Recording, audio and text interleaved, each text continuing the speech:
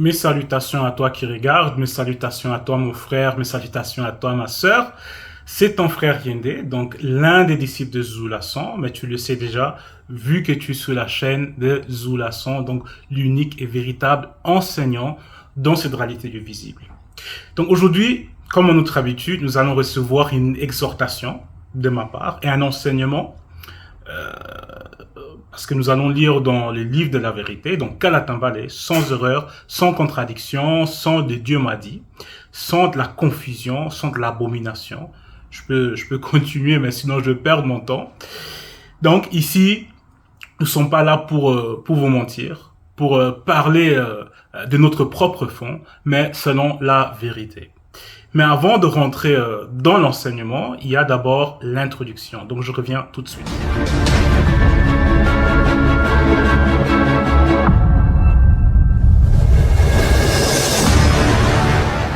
Donc, me voici de retour. Comme tu le sais déjà, je l'ai dit à chaque fois, l'aube a permis que tu puisses aussi avoir ton libre arbitre. Donc, utilise-le pour faire le bien. N'utilise pas pour t'acheter de l'alcool, en tout cas pour te saouler, c'est pas interdit de boire, pour t'acheter des cigarettes, pour acheter de la drogue, pour t'acheter tout ce qui n'est pas conforme à la vérité, mais achète-le pour faire le bien, pour ton propre bien, dans ton propre intérêt, dans ce qui va te faire avancer dans ta vie spirituelle.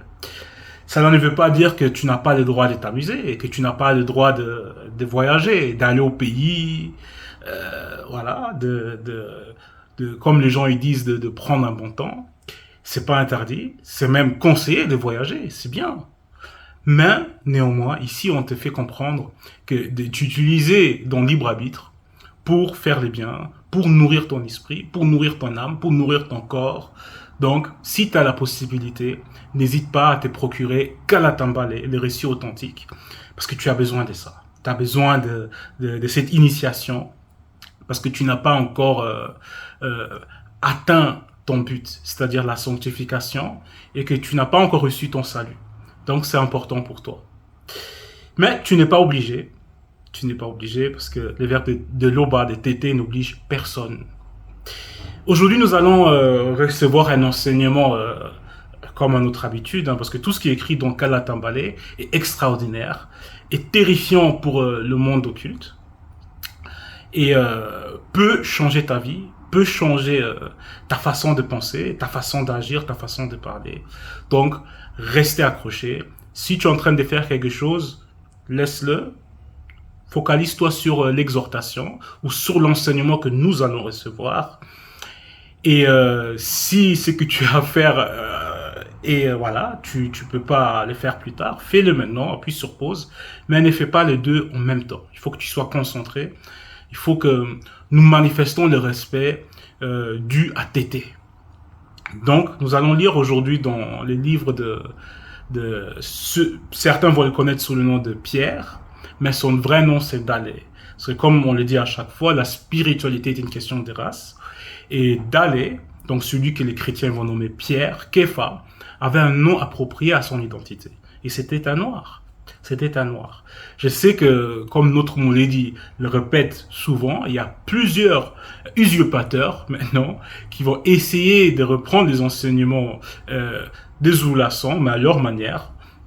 Donc ils vont toujours constamment dire Abraham, mais ils vont quand même dire que ce sont des noirs. Mais Abraham, c'est pas un nom des noirs. Abraham, c'est pas un nom de chez nous. Donc, c'est Sango. Donc, la spiritualité, c'est une question de race. Donc aujourd'hui, nous allons lire dans Dalé. Et il faut savoir, c'est le livre des encouragements. C'est le livre des encouragements. Parce qu'avant Dalé, pour celui ou celle qui a Bible, il y a les livres je ne vais pas citer tous les livres, hein, mais il y a les livres de l'être suprême dans les visibles. Donc tu reçois la vérité, on te libère en quelque sorte, parce qu'il est dit, vous connaîtrez la vérité vous rendra libre. Et maintenant, il y a la réconciliation entre toi et les verbes. Parce que tu n'es plus dans la méconnaissance, tu sais maintenant comment il faut agir, tu es en pleine initiation, on t'a initié. Et maintenant, il y a la réconciliation entre toi et les verbes. Et ensuite, il y a les livres de, de, de l'appel à la conscience connue. Donc, on fait appel à la conscience connue, non pas celle non connue. Donc, on fait appel à ton côté spirituel pour, on va dire, que tu puisses connaître cette vérité-là. Et ensuite, dans le livre dans lequel nous sommes là, dans le livre de Dalai, c'est le livre de l'encouragement. Donc, on t'encourage de continuer par rapport à ce que tu es en train de faire, si c'est bon. Donc, si tu es en train de marcher actuellement selon l'esprit, mais on t'encourage ici. On te met dans le courage. Donc, on te donne le courage, parce qu'il faut être courageux. Il faut être courageux. Et c'est à la page 684. Et ici, le titre, c'est quoi? Appel à vivre saintement. Pour ceux et celles qui sont attentifs, sur cette chaîne, nous avons déjà eu l'occasion de parler de ce verset-là. Mais ici, on fait encore cet appel-là. On fait encore cet appel par rapport à la sainteté, de vivre conforme au verbe de tété. Parce que beaucoup parmi nous ont besoin, on va dire, de cet appel. C'est même déjà devenu un rappel. Parce que nous n'avons pas pris garde. Nous n'avons pas pris garde.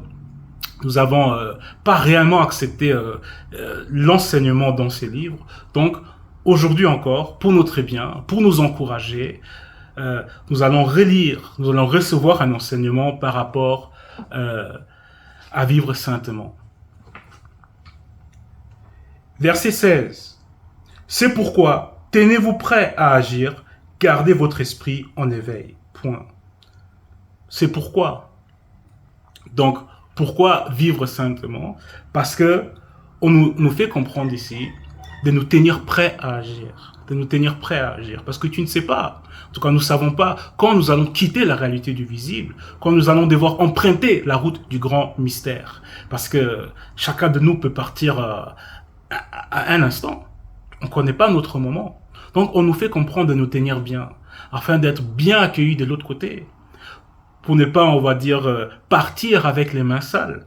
C'est pour ça que c'est important de prier constamment, même de remercier Tété, que tu es encore là, que je suis encore là, et qu'on ne permet pas que je puisse partir dans mon péché, partir sans avoir réellement atteint la sanctification de mes trois êtres, partir rempli de méconnaissance, rempli de ce qui n'est pas bon par rapport au spirituel. Donc on ne permet pas, si tu es encore là en ce moment-là, en train d'écouter cet enseignement, ou plutôt l'exhortation que je donne.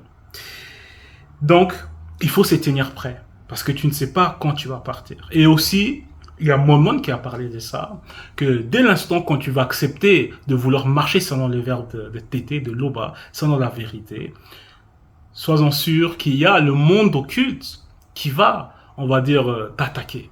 Qu'il y aura des démons des circonstances qui vont vouloir te faire dévier du chemin que tu dois prendre. Donc le chemin qui va te mener vers le salut de tes trois êtres. Donc il faut te tenir prêt. Il faut garder ton esprit en éveil. Il ne faut pas dormir, parce qu'il faut marcher selon l'esprit. Donc quand tu dors, tu ne marches pas. Donc spirituellement, il faut constamment être en éveil. C'est-à-dire pas de laisser aller.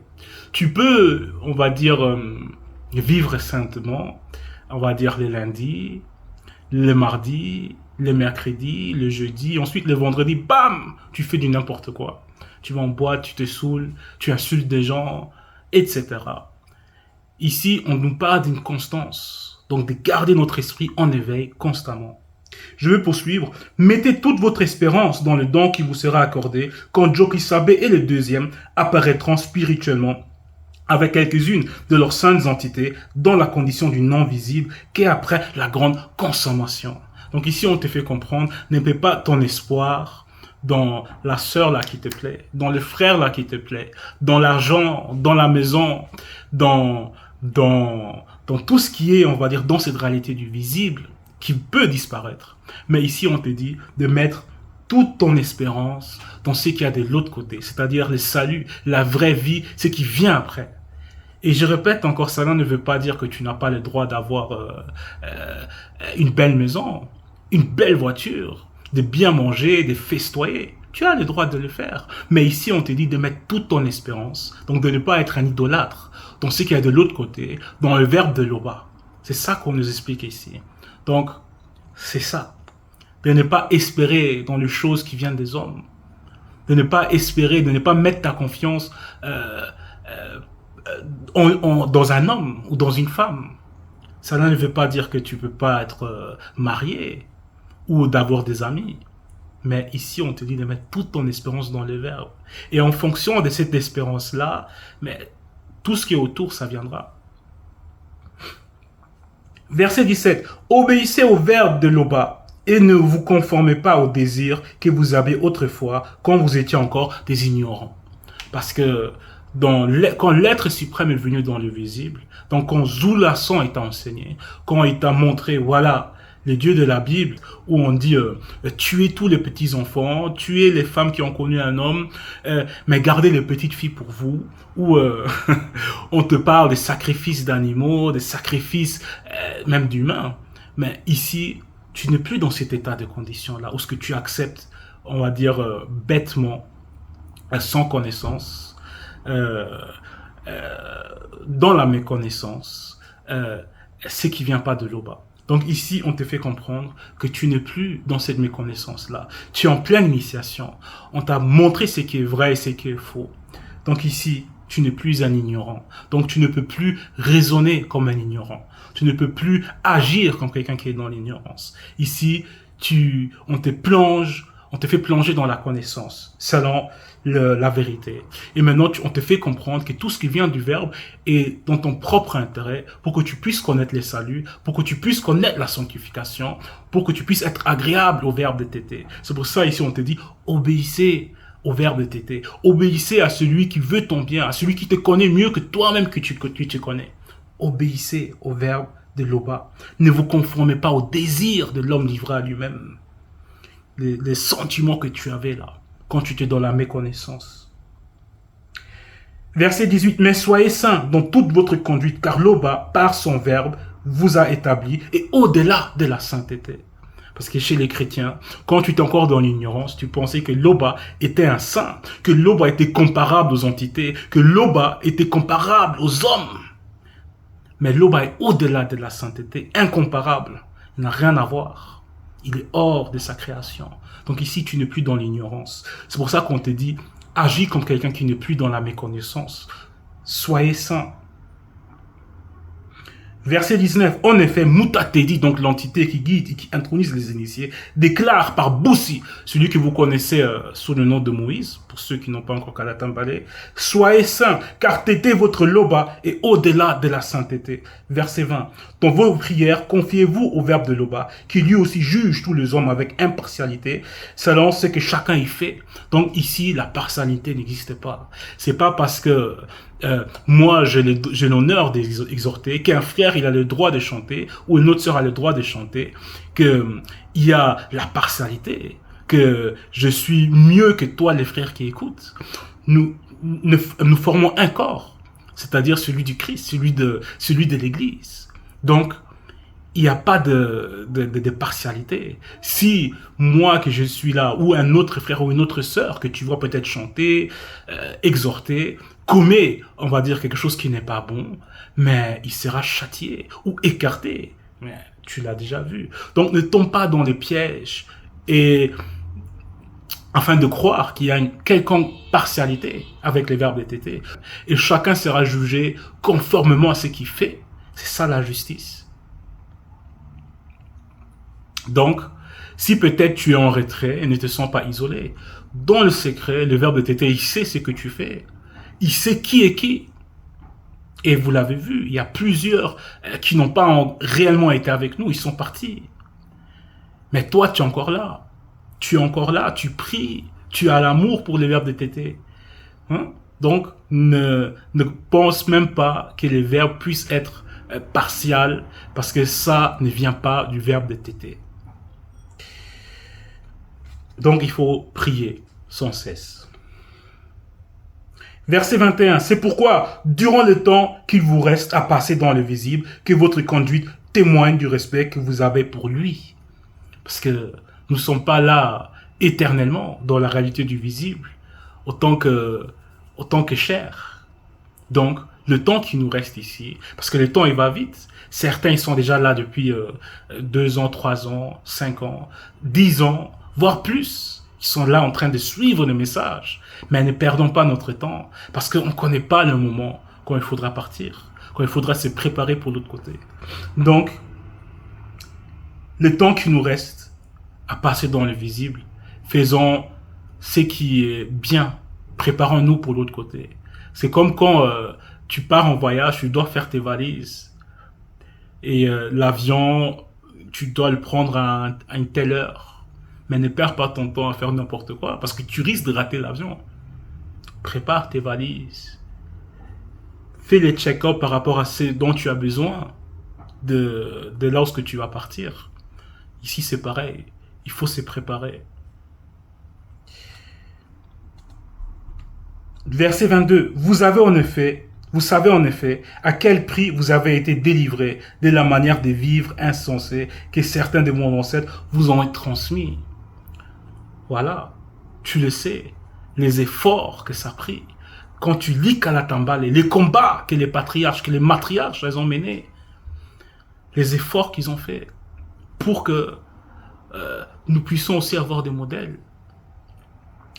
Et d'autres, comme tu as vu, dans Kalatambale, ils se sont écartés, même dans nos propres familles charnelles. Il y a nos parents, il y a nos tantes, nos oncles, nos arrière-grands-pères, etc., qui nous ont transmis ce qui n'est pas en lien avec les verbes de Tété. Verset 23. Ce ne fut pas au moyen de choses périssables comme l'argent ou l'or. Non, vous avez été délivrés par Mutatedi. Donc, c'est pas avec la dîme qu'on t'a racheté, ou chez les catholiques où tu pouvais t'acheter ton ticket pour le paradis. Ici, c'est spirituel. Verset 24. Loba n'avait pas destiné Jokisabe avant la création du monde, comme certains corrompus le disent, à savoir que Jokisabe sauverait tous les hommes par son sang. Il y a des faux pasteurs, des faux apôtres qui vont crier que le sang du Christ descend du ciel. Et pourtant, dans leur propre Bible, il est dit quoi? Que la chair et le sang n'ont aucune part dans le royaume des cieux. Pourquoi ils vont parler des sangs? Donc ici, nous sommes dans la précision, nous sommes dans la vérité. Il n'y a pas des anomalies. Donc si tu refuses, mais cela veut dire, tout simplement dire que tu aimes l'anomalie. Verset 25. Vous avez été purifiés en obéissant au verbe qui est la vérité. Donc tu n'es pas pur parce que tu es Marc, Jean, Pierre, parce que tu es le descendant d'un tel roi, d'un tel président, parce que tu parles bien, parce que voilà. Tu es pur parce que tu obéis au verbe, pas pour tes jolis yeux, pas pour ta belle voix, pas la manière dont tu danses. Tu es purifié, tu es pur, parce que tu es en obéissant au verbe de Tété. Vous avez été purifiés en obéissant au verbe qui est la vérité, pour vous aimer sincèrement comme des frères et sœurs. Aimez-vous donc ardemment les uns les autres d'un cœur pur. Donc ici, il n'y a pas, comme dans les églises d'éveil, ou dans d'autres formes de croyances, oh, je n'aime pas sa tête, je n'aime pas sa voix, j'aime pas comment elle marche, j'aime pas comment elle rigole, il rigole. Je n'aime pas. Ici, il n'y a pas ça. Ici, nous sommes dans la vérité, nous sommes dans la spiritualité, nous sommes dans l'unité. Donc, si tu n'aimes pas ton frère, donc celui qui reçoit le même enseignement que toi, c'est lui auquel le Verbe a fait grâce, mais il faut se poser des questions. Il faut que tu te poses beaucoup de questions. Si tu es peut-être jalouse sur ta sœur parce qu'elle s'habille bien, mais au lieu de la jalouser, mais demande-lui comment il faut s'habiller.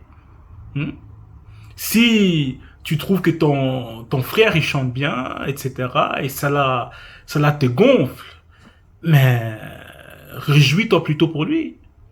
Réjouis-toi pour... Est-ce que ton frère ou ta sœur sait chanter? Si un tel il est frais, tu le trouves frais, et tu as l'impression dans ta tête que tel frère, telle sœur est arrogante, mais sois content que ton frère ou ta sœur elle est fraîche ou frais.